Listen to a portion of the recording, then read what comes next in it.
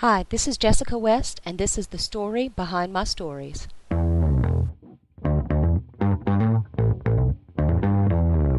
You're listening to the Author Stories Podcast, bringing you the story behind the stories and the storytellers. Margaret White, Terry Brooks, Sheena Kamal, Matthew Quick, JT Ellison, Walt D. Williams, Brad Thor, Corey, Dr. O, Brandon Sanders, Robin Mock, Ernest Klein, Jim Butcher, Sherwin Harris. Visit hankgarner.com for archives of all the shows. Today's guest is Jessica West.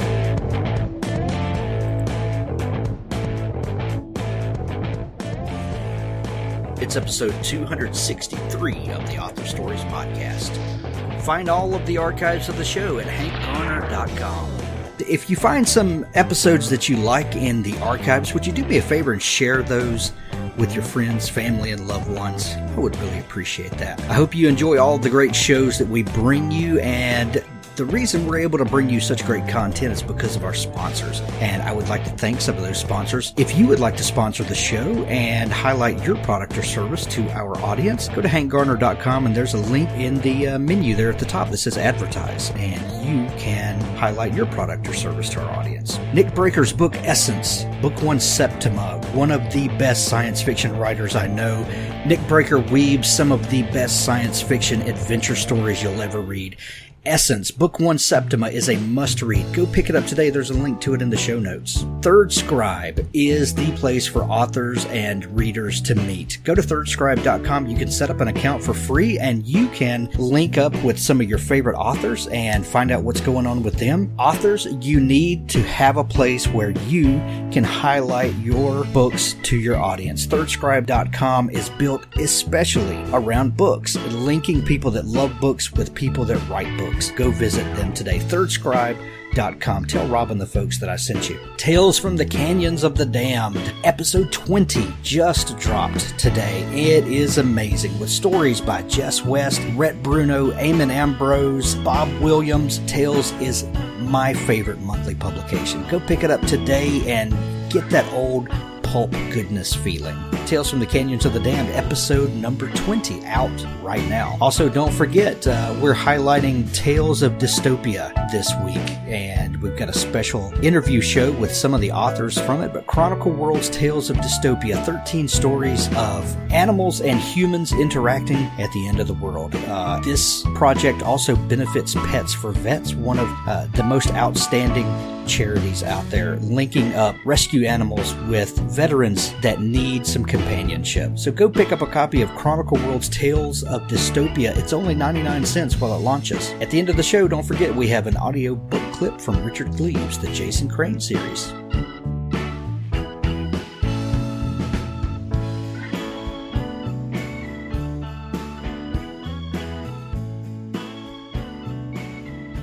Hey everybody, it's Josh Hayes, and I'm here with Chuck Manley and Scott Moon. We are Keystroke Medium, and this is the Keystroke Medium Minute. Hey, this is Scott with Chuck and Josh. Today we're going to talk about focusing on one thing at a time. I got pushed to the front of the queue on this because I am the worst offender of this particular faux pas, or whatever you would call it, or writing sin, if there's such a thing. So writing... As a writer, there's some great books, and I think it's Stephen Pressfield has the book, The Art of War of Art, something like that. He talks about resistance, and resistance, as I understand it, is anything that sidetracks you, and it often masquerades as something that is actually helping you. So in my case, I come to a sticking point, or it's getting boring, or I'm tired, I haven't had enough coffee, and my temptation is always to, I got a great idea. I had a dream last night about breakfast casseroles, and I'm going to write a book on that, and I'll outline it. So it's a good habit to build in, to stay disciplined, push through that one project, and then reward yourself with whatever was distracting you. That's my thoughts, my 2 cents, as it were. I think this is going to be variable from writer to writer, because I recently was trying to do 2 projects at once. I was writing the second book in my space opera series, and at the same time putting together a multi-genre short story collection of mine. And I found it to be very difficult to go back and forth. I tend to think more linearly, and say it. But the bouncing back and forth, it was harder than I thought it would be. That was the first time I'd ever tried to juggle 2 projects at a time. But Isaac Asimov famously was known for being just so productive, and he would always say that if he got stuck on one project, he kept 3 or 4 other ones going at the same time, so he'd have something else to go to while his subconscious worked on whatever it was he was having trouble with on the first project. So I mean, I think it really comes down to who you are as a writer and what works for you. So I will say, just to piggyback on what you're talking about with Isaac Asimov, and Scott and I, when we were talking about these points, this was something that he brought up and I agree with. Yes, working on multiple projects can help you in that aspect, where if you get stuck on one and you don't have anywhere to go right on the other one. But that can also be a catch-22, where on every single project, if you get to a point where the writing is now hard, where you get into the middle of the manuscript and the middle of the story is typically the hardest part of the novel to write. And if you get there with projects and you're like, nah, I'm not excited about this project anymore, or I'm not really stuck, but I don't want to do this right now, and you jump to the next project, you kind of run into a risk of not finishing that first project just because it's hard. And yeah. The saying hard writing makes easy reading, I think is completely relevant here. And I think it goes back to knowing where you're going and having an end game and planning your projects out. But if you know where you're going, the middle is kind of easy to get through because you know where you're leading your characters to. Right. But I agree too that having a different project will help clear the writing. Sometimes you need it. Clear your palette a little bit. Like if you're running a military science fiction project and you finish that and maybe you want something else, you can go write a fantasy project or something. And there's many. Daniel Aronson does that, where he has a military sci-fi and then a fantasy and then whatever else that he kind of bounces in between on. Mm-hmm. And I think that if you can establish that and you say, okay, I'm going to write this, and then the next one I'm going to write that, it kind of glares in the face of what we talked about earlier, where it's picking your genre. But I think even if you don't publish the book, if you write a short story in fantasy and then go back to your sci-fi or whatever you write, I think that definitely is a good palate cleanser.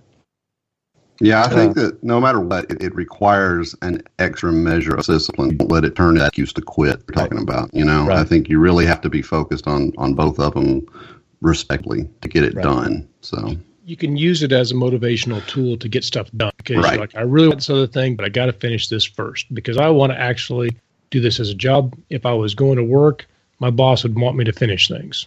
Yep, absolutely. I agree. Okay, well, this has been Josh for Chuck and Scott. Thanks for listening to this Keystroke Minute. You can find more of our show at keystrokemedium.com, where we have author interviews and craft discussion and a lot of shenanigans. Come out and hang out with us. Shenanigans. Well, thanks for joining me again for the Author Stories podcast, where I bring you the story behind the stories and the storytellers. Today, I'm really excited to have a friend that has been involved in several projects with me, and one of these people that you bare your soul to. If you've ever been edited by someone, you'll know exactly what I'm talking about. Jessica West is one of the best editors I've ever worked with, but she's also an amazing writer, and I love getting to have people like her on the show because she brings something that very few other guests get to bring, and that's a perspective from this side and that side of the pen. So looking forward to it today. Thank you for coming on the show, Jess. Thanks for having me, Hank. Always good to hang out and talk shop. I don't get to do that very often, so it's a pleasure to be here. Well, thank you. I begin each show with the same question, and that question is, what's your first memory of wanting to be a writer or a storyteller? I think the very first time it really hit me that I wanted to write a story of any kind was probably not too long ago. In 2013, I was playing Titan Quest, a game, of course, and I was just thinking, man, these characters that, you make a character and you move it through several levels, and they develop in a very different way than how you develop a character in writing.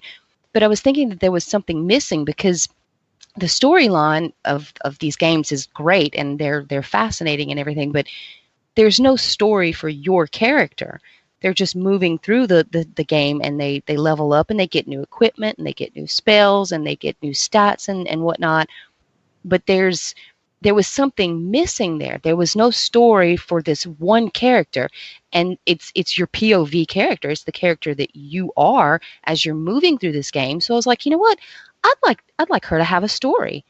It seems to me like she should have a story too. And that was when I really wanted to write. I wanted to write her story. And that's the first time I can ever really remember thinking I could probably be a writer, or that I wanted to be a writer. Not that I could be, but that I wanted to. That's awesome. If you haven't already, you should go back and listen to the episode I did with Walt D. Williams a month or two ago. And he's a writer on several big AAA games.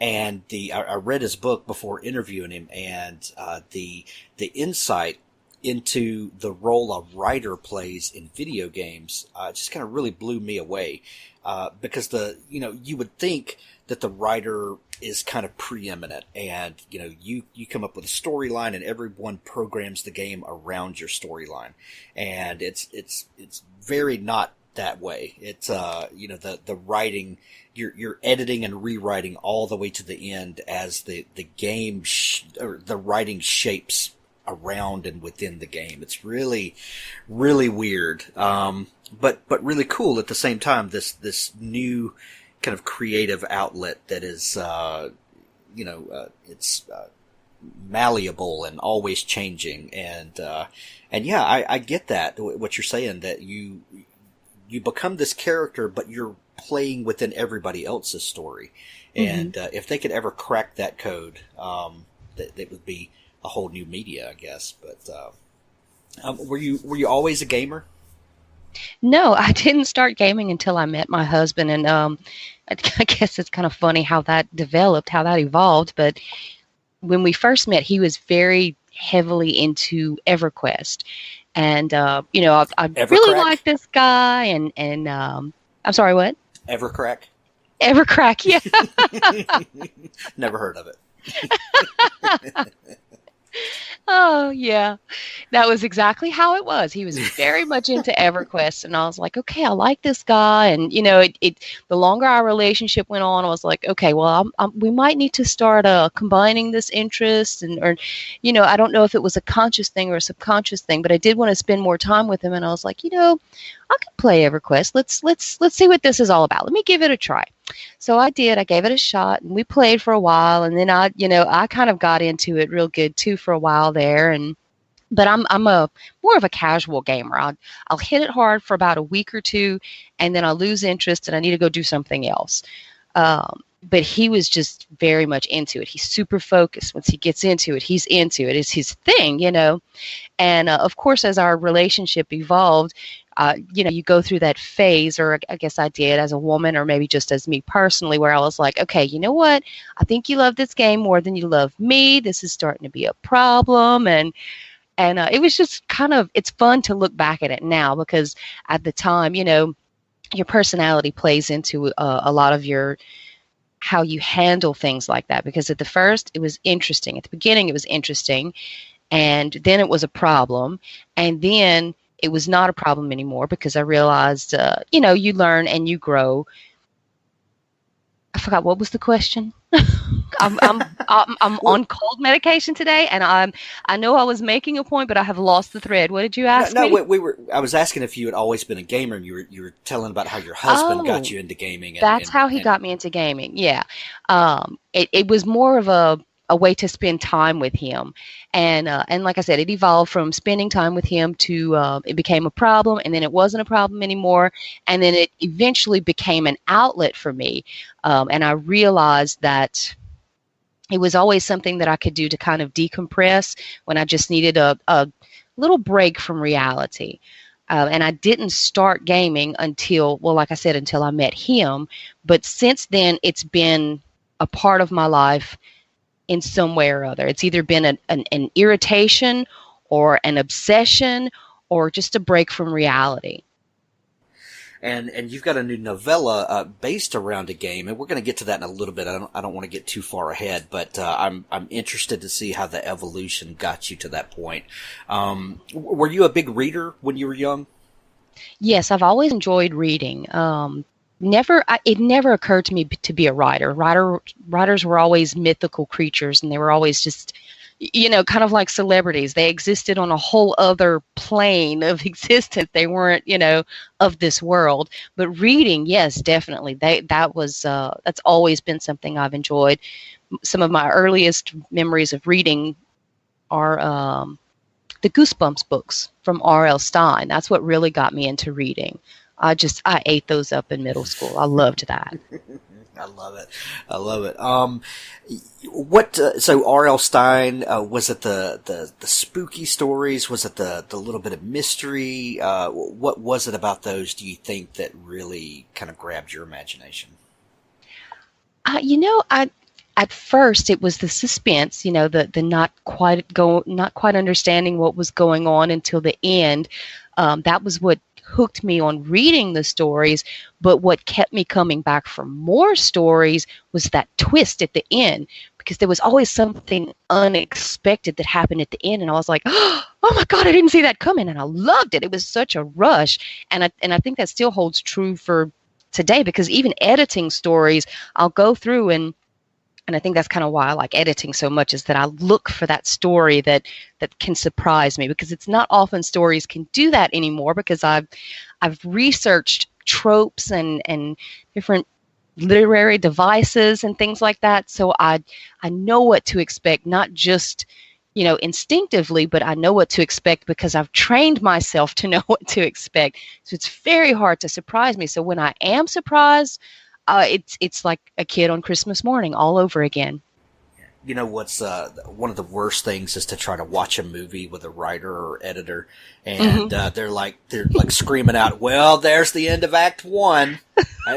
There's the inciting incident." Oh, my husband loves that. Oh, here comes Act 3. Did you see? He just put himself in peril. And now we're coming to the dark moment, and we'll get the climax any second now. Right. Oh God, Jess, just stop. Yeah. R.L. Stine, I don't think gets enough credit, for really kind of raising up a generation of people that wanted to tell, creepy stories that surprised readers. I know he sold a bajillion books, so I'm not saying he's sitting in the corner, waiting for recognition. I think he gets plenty, but there's he was a really big influence on a lot of people, and I don't know that people talk about him enough. No, I agree. I think we're just now really starting to see that, because if you think about it, those same people that he raised up, as you said, we're just now starting to talk, and then too, we're just now getting into that age where we're able to do that. We're able to communicate and cross-communicate on a grander scale than ever before, because the communications just weren't there in the 80s and 90s like it is today. So I think he's about to start getting a lot more recognition for being an influence, and not just, as fans, as reader fans or fans of his TV shows, because I watch those too. I'm a big kid. I love R.L. Stine. So, and I'm not even the least bit ashamed to admit it. I will sit and watch that Goosebumps movie. I've watched it, I don't know, probably 5 or 6 times. Don't be ashamed. I'm Wave not. your banner, I sister. love it. Wave your banner, sister. I hear you. So you got into gaming with your husband. Did that really kind of open your eyes to storytelling? That it's this really interesting genre that's really matured in the last, it's only existed for, 2 or 3 decades, but really kind of maturing into the elaborate storytelling that in immersive storytelling. That's a new thing, that you can pick up a controller or sit down at the computer at the keyboard and really become a character and, have some control over the plot line of the story, or at least a character's fate within an existing plot line. Kind of at what point, just kind of walk me through how this idea came to you that this gaming thing kind of bred storytelling in you. For me, it was filling in the blanks. Basically, I had this character with stats. You have and they have equipment, and they go through levels, and they get stronger. They get new equipment. They get better stats. They get new spells and abilities and whatnot. But there was, and of course, you name your character at the beginning, and you have the physical description, and whatnot. But there was no story. There was no motivation. What's going on in this person's head? You don't. There's the dialogue, of course, when you go to get your quest and turn in your quest and whatnot, and you have it's a dialogue, but you're not in control of that. So for me, there was something missing. I wanted to know more about my character's personality. I got the personalities from the NPCs, which are the non-player characters in the game, because the writers do an excellent job in the games that I've played. They do an excellent job of bringing that across, of giving each of these characters enough of a story to make them real and believable. But that for me, the thing that bridged the gap from gaming to storytelling was that there were blanks missing, that my character didn't have these little quirky personality flaws and things like that. I wanted to sort of bring life to the character I was playing, if only in my own mind.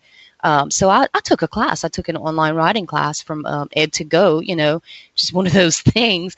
Paid like $90 and took my little class, and everything changed. My whole world changed. How I see the world changed. And it all started with just a desire to fill in the blanks.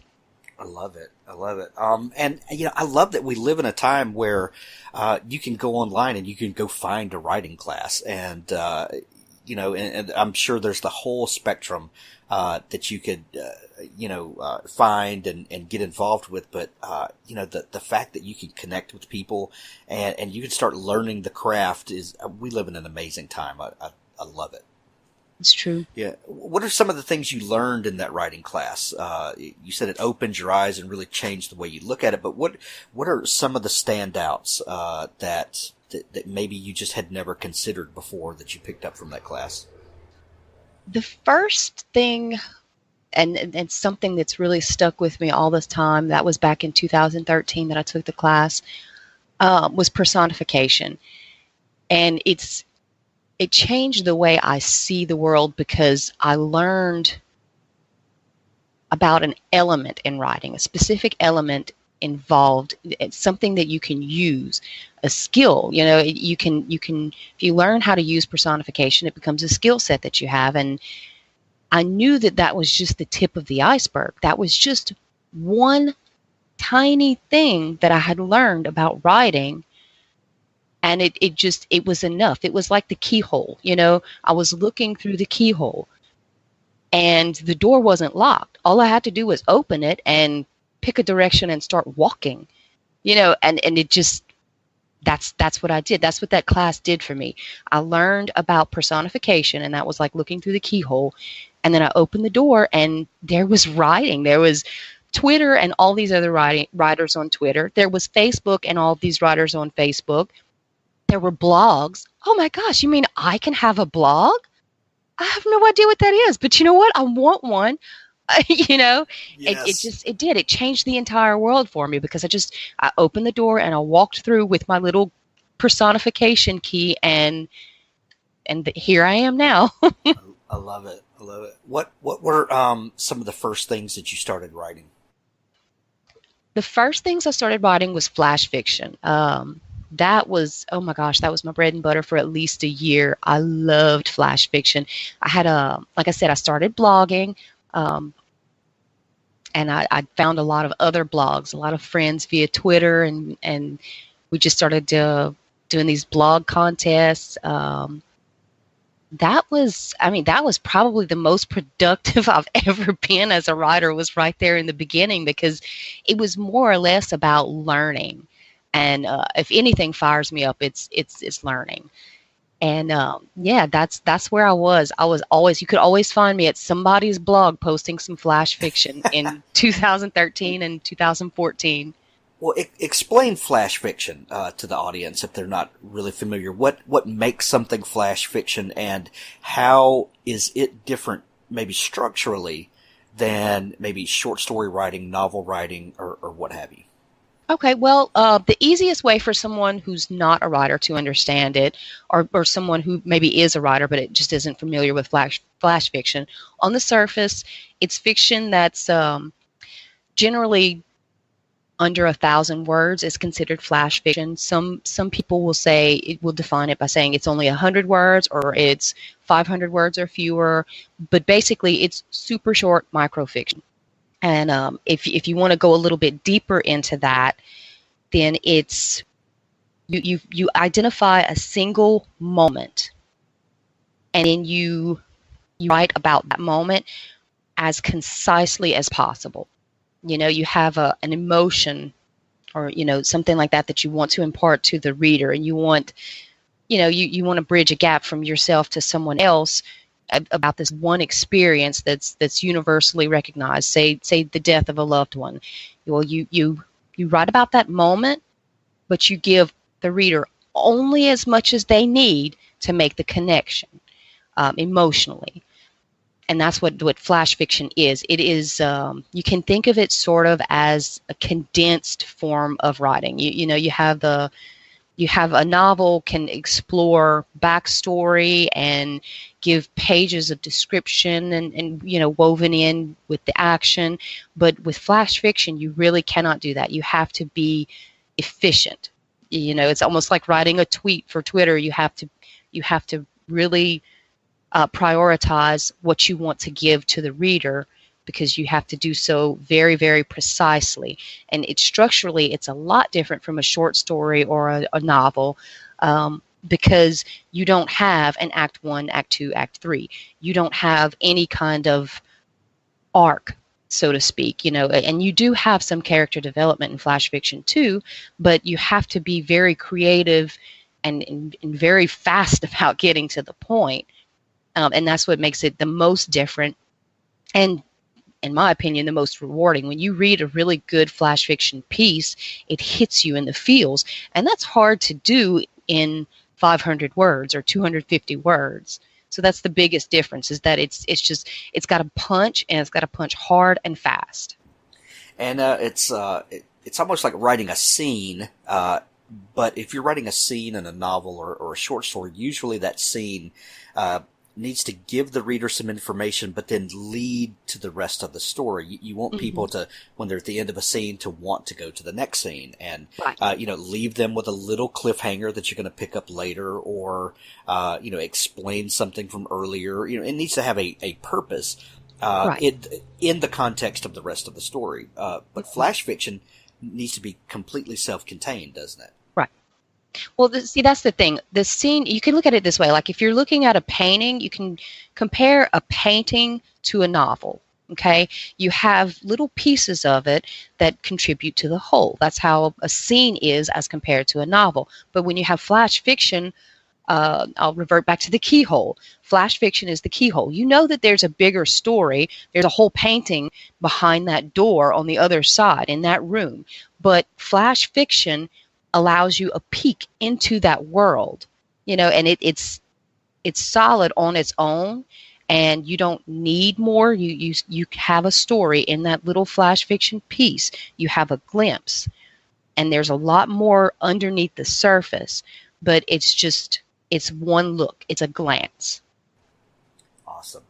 And as a new writer, what kind of skills do you think that you picked up in learning to write flash fiction? And of course, by doing it, you learn. But what do you think you picked up from there that allowed you to take those skills to bigger, longer, more in-depth pieces? I think the best part about how I started out leading on, starting with flash fiction, is that I don't tend to have to cut. I don't tend to write 100,000 words and then have to somehow find a way to cut 20,000. It's not a problem I have. Now, of course, there's always something to cut. There's always something to trim. There's always something to revise. So when I go back, and that's flash fiction really trained me to cut without mercy. I don't feel the least little bit sad about it. If I write 5,000 words and I end up having to cut 1,000, yeah, that's 1,000 out of 5,000 words. But I know that if I'm cutting 1,000 words, I am certain that those 1,000 words absolutely have to go. And as long as I'm certain of that, it's not a problem. And I attribute that, my attitude towards trimming stories, to having written flash fiction, because you want to make a point and you've only got so many words with which to do so. So you've got to learn how to cut. You've got to learn how to cut without mercy, and you've got to feel good about what you end up with. Well, and that makes a lot of sense to me, having received edits from you and getting notes like, do you think you could say this, without being so wordy? you say it nicer than that, but I get what you're saying. Yeah. You're like, you're way too many words here, and I see where that comes from, and that's I did not start writing flash fiction, but I really appreciate the economy of words and being able to hit a gut punch, in as tight a way as possible. So I love that. I learned something from you. Oh, good. I'm glad. That's as an editor, that's always at least half of my goal. I love what I do because I get to help an author, just make sure, in a lot of cases, it's just making sure you conveyed what you meant to. But if I can teach something as well, then that's just, that makes my day. That makes my whole day. Absolutely. And as a writer, you have to be teachable. You have to maintain some humility, or you will get humility handed to you. Yes. And I'll tell you what, there's nothing scarier than first sending something to have someone else edit, because you spill your guts on the page, and someone's going to take their red pen and tell you that you didn't do it right, or that your view is not valid or something. And I tell you what, I have never felt from an editor what the fear of being edited tells you.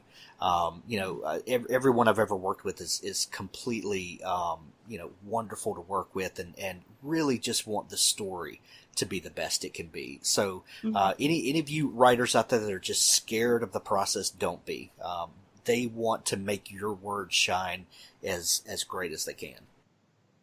Well, you know what it is? You know what I think it is? Of course, I have an opinion. I have an opinion about everything. No. But I think that fear comes in because a lot of times people seem to see an editor as the boss. Yeah.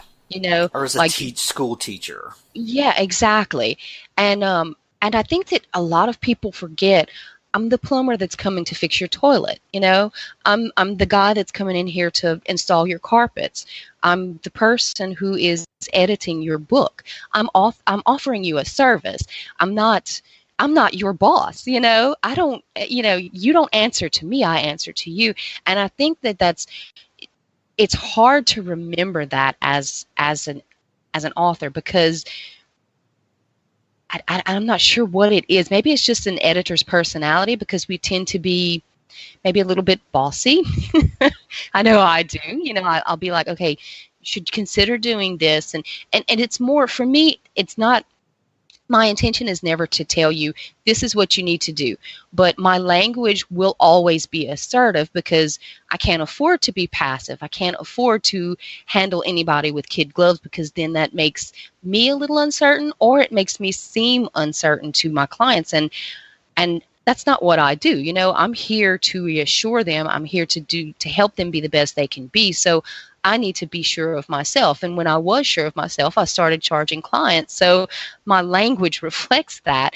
And I think that sometimes it makes me sound a little more intimidating than I mean to be.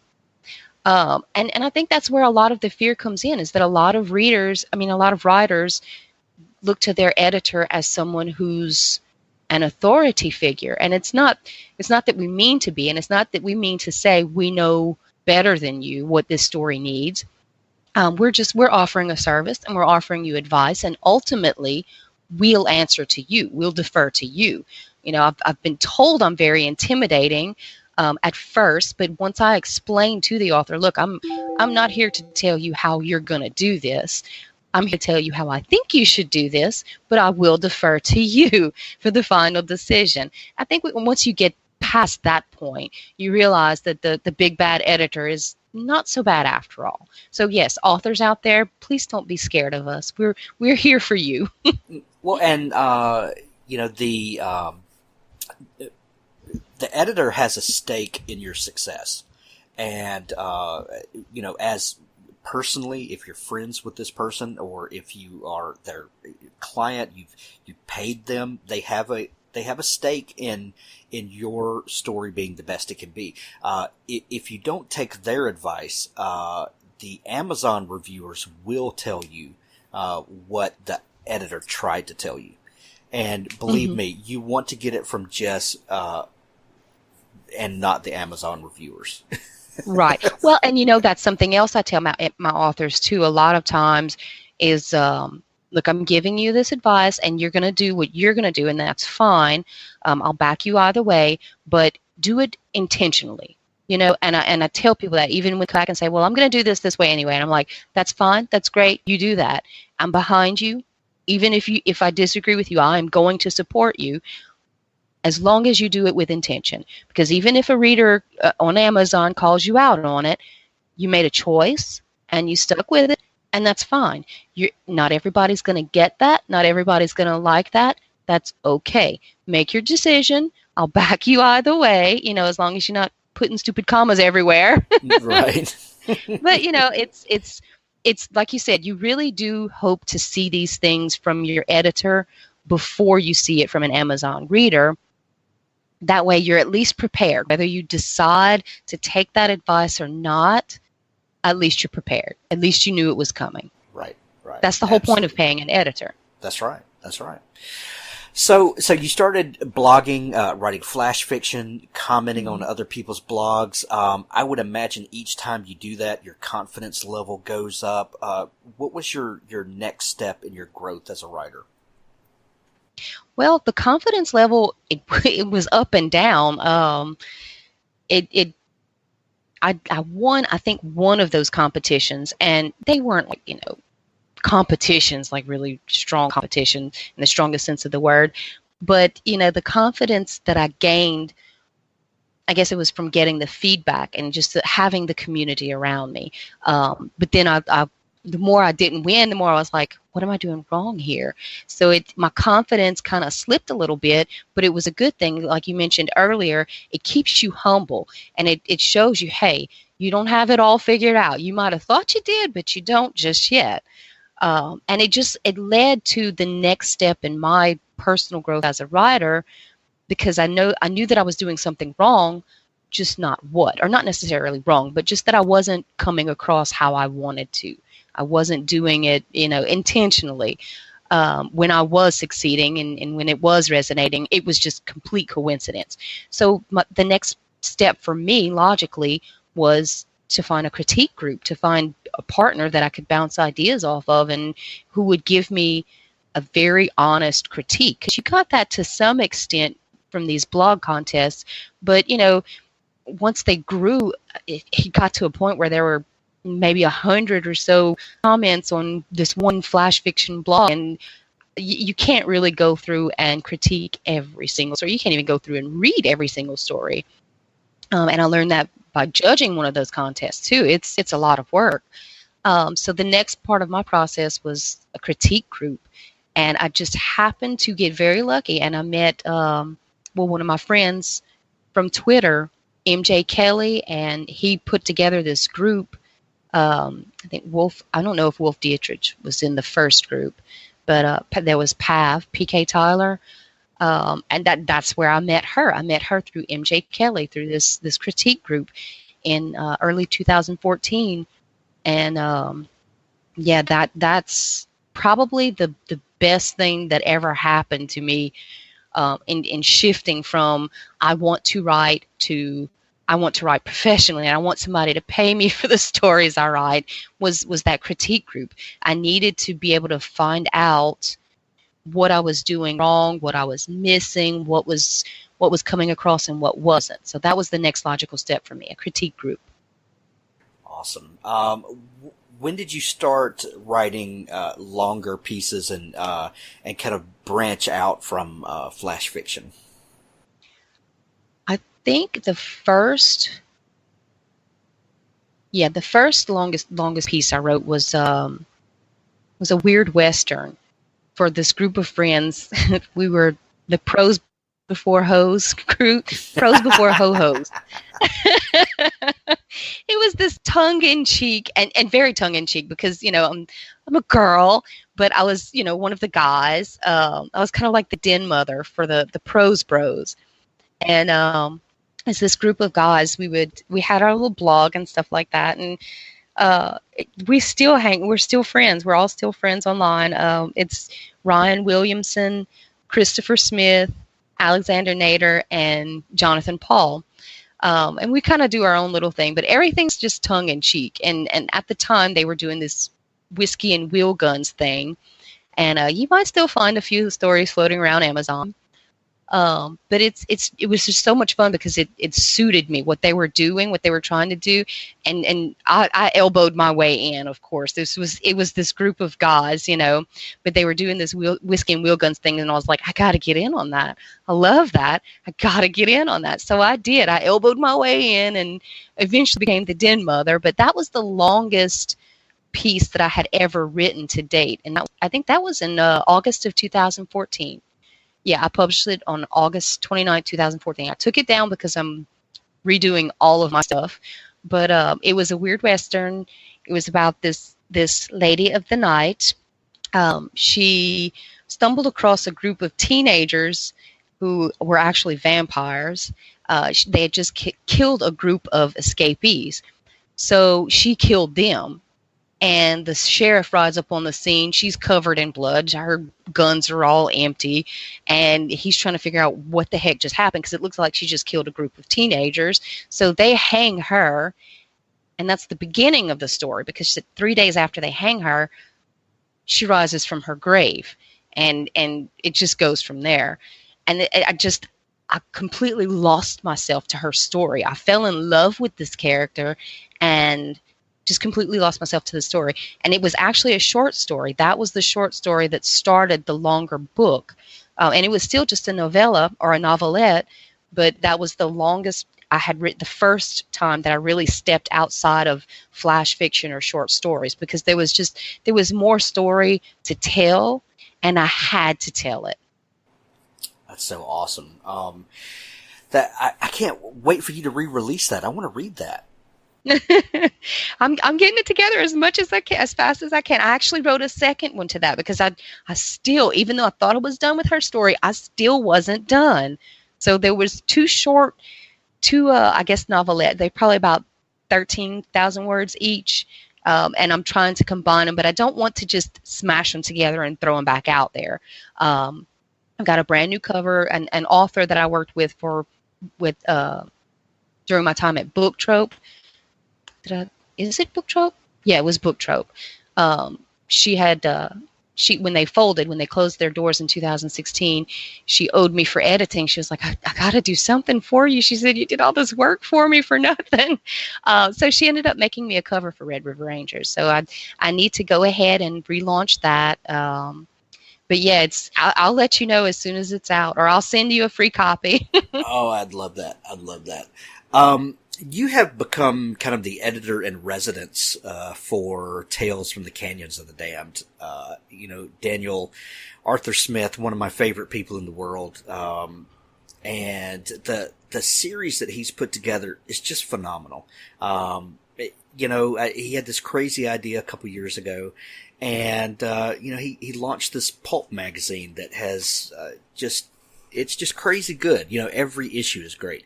And you've had a hand. I think have you edited every issue of it? I know you've done a lot. I think so.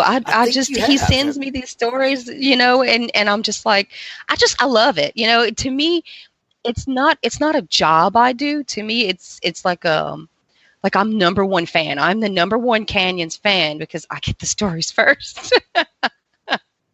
That's how I see that.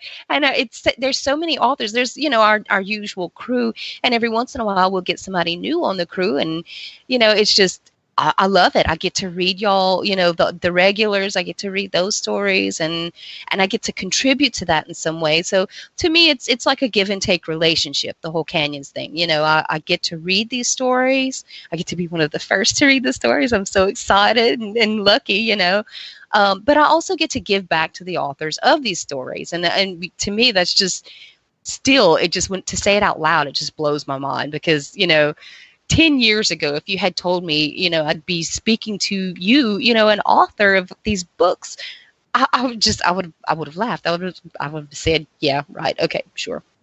Authors are just those mythical creatures. And still to this day, there's a little bit of magic there for me. That's awesome. You've contributed to Tales from the Canyons of the Damned. I think the brand new episode 20 is out, and you have a story in there. Tell me about it.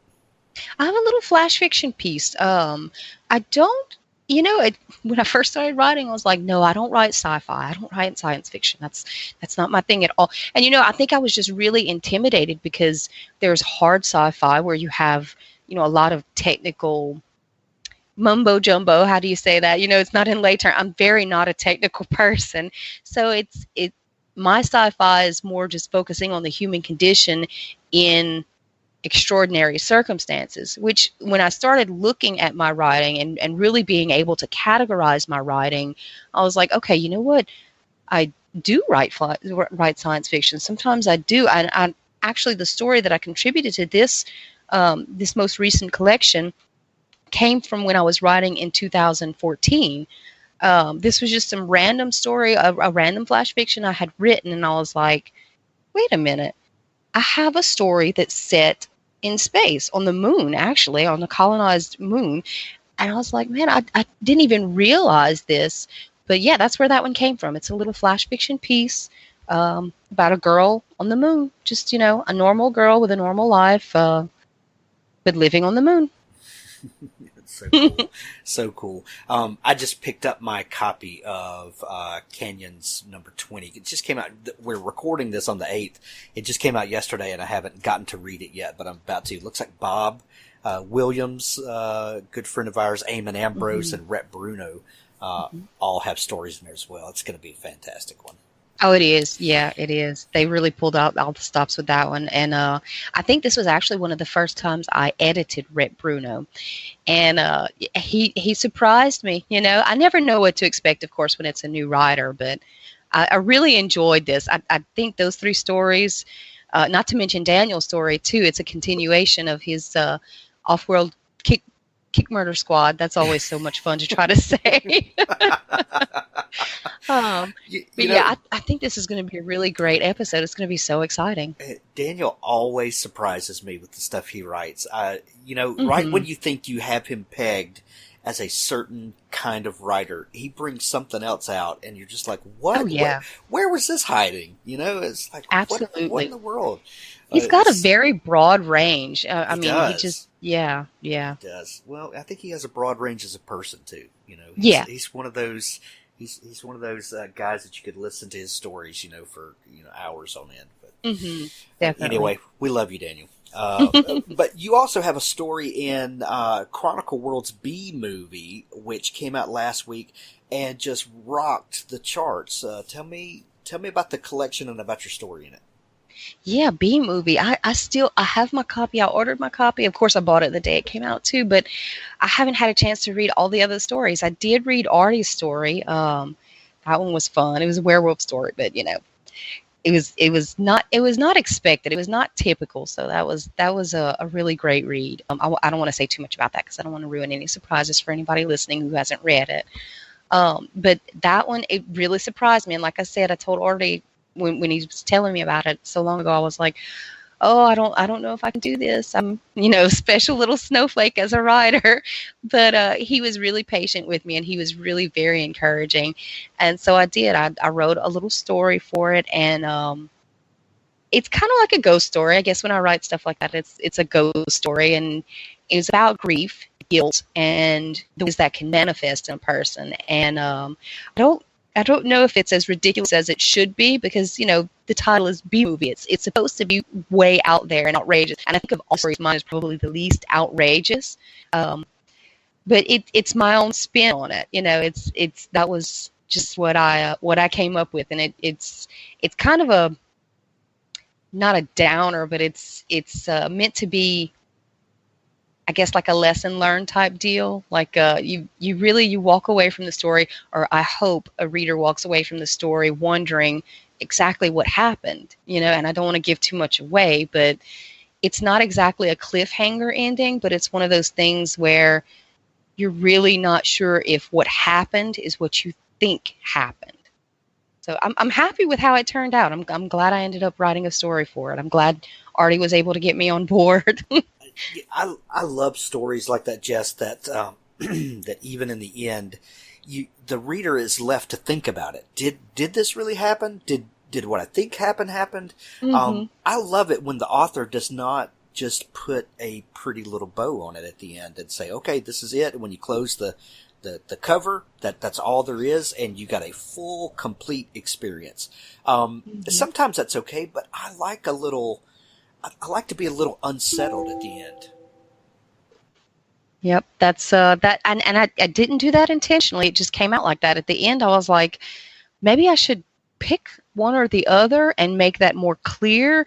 And in the editing process, a lot of times you have to watch out for that because the editor in me was like, make a decision and edit, revise this, to reflect that decision.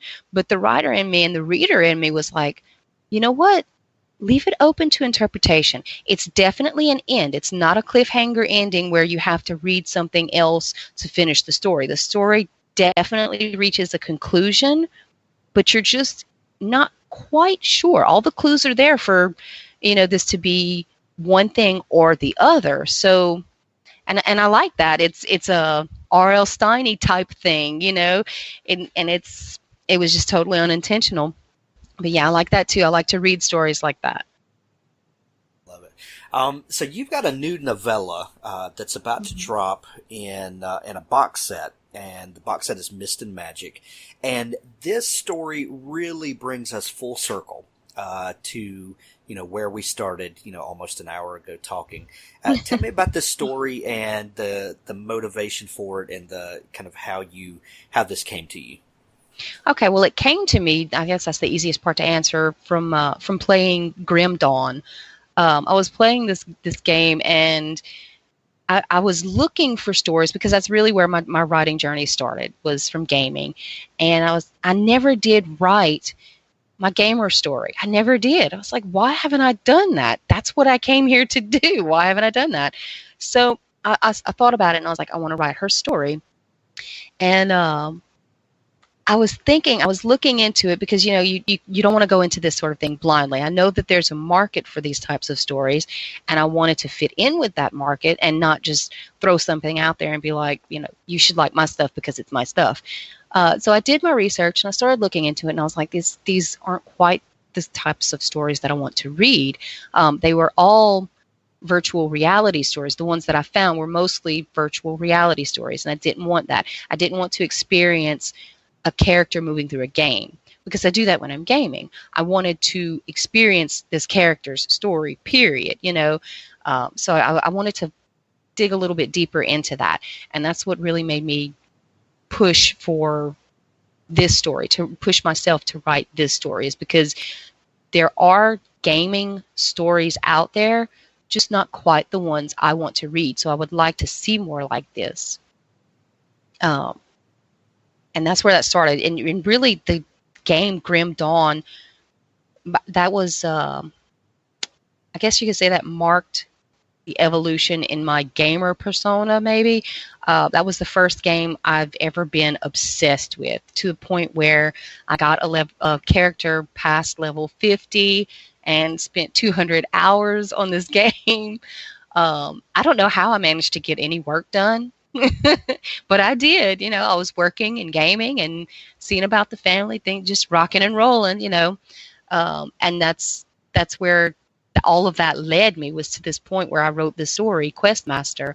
I had this line in my head, I just kept thinking, if I were to walk down the street one day and, just be like, yeah, loot those bodies and we'll roll on the equipment when we get back to town. Nobody says stuff like that. Of course nobody says stuff like that, but I want to read a story where somebody says stuff like that, so that's where Questmaster was born. I love it. I love it. What's the concept of the box set? What's the overarching theme? The overarching thing is it's just fantasy and science fiction, speculative fiction, epic fantasy. Just it's some of the stories will be geared more towards like a YA crowd, but I think most of them are, just general epic fantasy and speculative fiction. Okay, all right. And so you're still a gamer after all these years. What do you think gaming does for you creatively?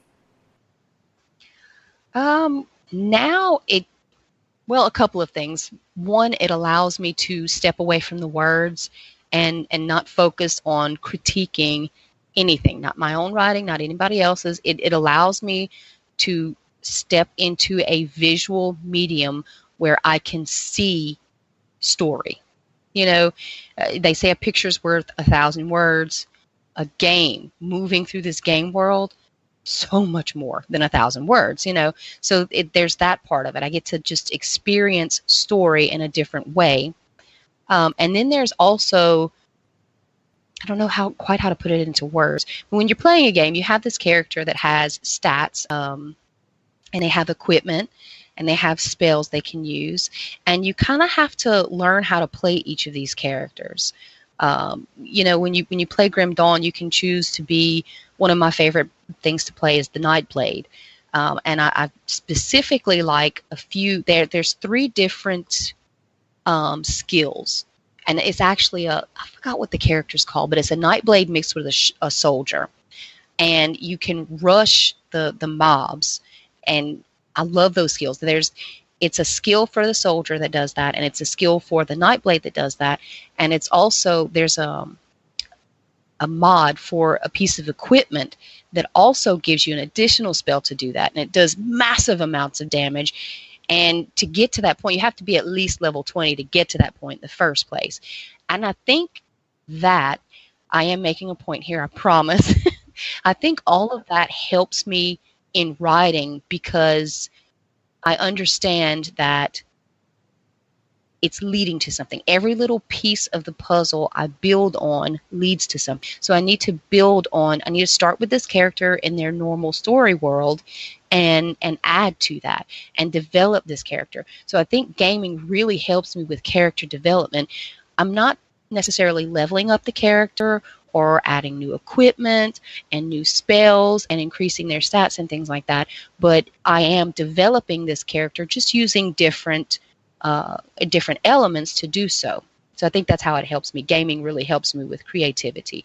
It's allowing me to explore characters more fully, and especially since I started writing flash fiction. That was, I didn't allow myself to explore, and that's been the one thing that's made writing longer works so challenging, is that, I have this ingrained, I trained myself not to explore. You're not here for the journey, you're here to make a point. And I think it's been the hardest part of the transition for me personally into writing longer works, and why it's taking me so long to get to that point. I'm just now to the point where I'm writing 20K, 30K works. And I think that's why it was so difficult to transition to the longer works, is because I didn't allow myself that journey. And I think playing games helped me with that, because it's taught me to enjoy the journey. And that box set comes out around the middle of November, right? Right. I think we're aiming for the 21st. Okay, great. Well, we're going to send everybody to pick a copy of it. I would imagine you're, as an editor, booked up through the end of the year. Are you going to take some clients after the first of the year? Yes, I'll be open to new clients again. I leave the last few months of the year open for regular clients, because everybody's, kind of rushing to hurry up and get a few things out for the end of the year before they start fresh for the new year. So these next couple of months, I'm not going to be scheduling anything. I might be persuaded, but mostly I usually just leave it open for regular clients. It's starting in January. I'm refining my processes. The end of 2017 has seen me refining my processes and really examining what I'm doing, both in writing and in editing. And in writing, I am making a big shift. This was probably one of my last fantasy stories that I'm going to write. I'm making a shift into suspense and thrillers and that sort of thing. And in editing, I'm also making a shift to line editing. I find that that's probably my strongest skill set is in line editing. So I'll be focusing more on that. I'm going to develop that skill. I'm going to focus. I'm still going to do everything that I'm doing now, but I really would like to improve on line editing if at all possible. And I will be taking new clients, especially those who want to focus more on line editing, starting in January. Okay. Well, we're going to send everybody to come see you. Jess, where can everybody find you online if they want to connect with you? Just Google West One Jess. I am all over the place. I am everywhere. Jess, thank you so much for taking time to come on the show today. Thank you for having me. It's been awesome. So much fun talking to you. Thanks for listening to the Author Stories podcast. For more great author interviews like this one, go to hankgarner.com and dig through the archives. There's something there I know you'll love. Now stay tuned for a special audio clip from Richard Gleaves' The Jason Crane series. Behold! The shout broke the Sabbath stillness of the forest. A squirrel paused on the side of an oak, attentive, its tail curling like a question mark. Below its perch, a young man with auburn hair straddled the ruts of the aqueduct trail and raised his arms as if to part the Red Sea. Behold, good people of Sleepy Hollow, I bring you proof, incontrovertible proof, he gestured to the lumpy pile of horse shit at his feet, that the headless horseman doth truly exist. The squirrel shook its head. It turned tail and disappeared into the sway of branches, leaving Jason alone with his work. Jason knelt and fished a trash bag from the back pocket of his jeans. His hands moved quickly, mechanically. He inverted the bag and covered the chunks, trying to gather them all at once, but half went rolling and he had to corral them with a twig. He knotted the bag, jumped to his feet, and pressed his nose to his elbow. Ugh, why does horse shit smell so bad? It started off as grass. How can mere grass go so terribly wrong? He checked his work gloves. Both were clean. Good. He hated to have his hands exposed. His gift had become so damn sensitive ever since Halloween. And what psychic visions might a man get from touching horse shit? Better not to know. He waved the air, gathered his gear, and walked on. He swung the bag of manure as he walked, stopping now and then to spear a fast food wrapper or the shed skin of a drinking straw. Naked branches crossed overhead, stripped of all but the most determined, doomed leaves. Underfoot, the October carpet of orange and rust had faded into the browns and squalid yellows of late November. Jason himself was the most colorful thing in the woods. The Department of Sanitation had issued him a bib of fluorescent Gatorade orange, standard uniform for a juvenile offender. The bib read, "Community Payback," across the shoulders. The words felt like an open invitation for the townsfolk to pelt him with rotted fruit. He carried a pole for stabbing and a bag for stuffing. He used the pole as a walking stick mostly, ambling along like an exile in the wilderness. Westchester County had tasted its first sugar spoon of snow that morning, a flurry of dandelion seeds that had bumbled to earth to wink and vanish without taking root, autumn's eviction notice. Jason didn't mind the cold. He'd been raised in Maine, after all, where even in mid-October he might awaken to find the silver Mercedes crackling with frost. From this elevation he could see the entire town. The horn of the Metro-North Railroad sounded in the distance. A long, mournful note followed by 2 short hiccups. Jason stopped to lean on his staff and rotate his sprained ankle.